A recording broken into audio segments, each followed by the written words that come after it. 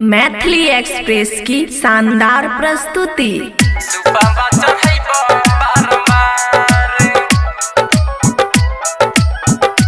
खुशी recording studio बलुआहा। छठी घाट जाइते जाइते हे मैया सुनहन, छठी घाट जाइते जाइते पुल ही गलै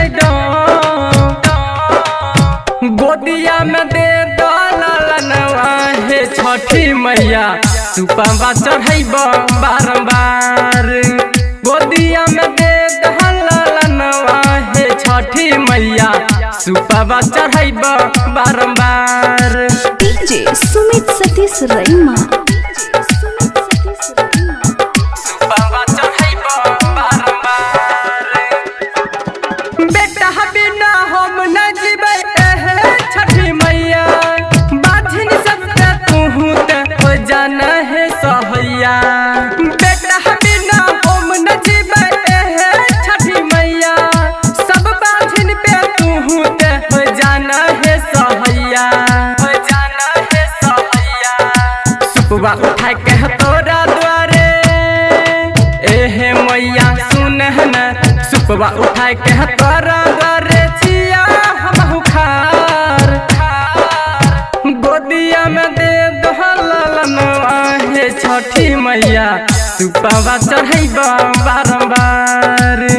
गोदिया में दे दहलनवा हे छठी मैया सुपवा चढ़ैब बारंबार।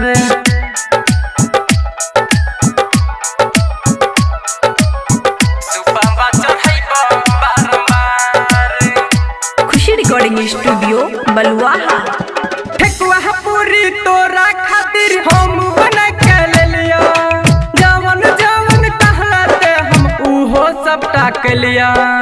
ठेकुआ पूरी तोरा खातिर हम बना के ले लिया, जवन जवन कहलाते हम उहो सबटा के लिया, उहो सबटा के लिया।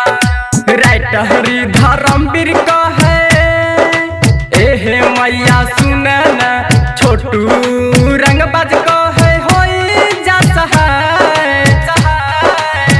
गोदिया में दे दहलनवा हे छठी मैया सुपवा चढ़ैब बारंबार।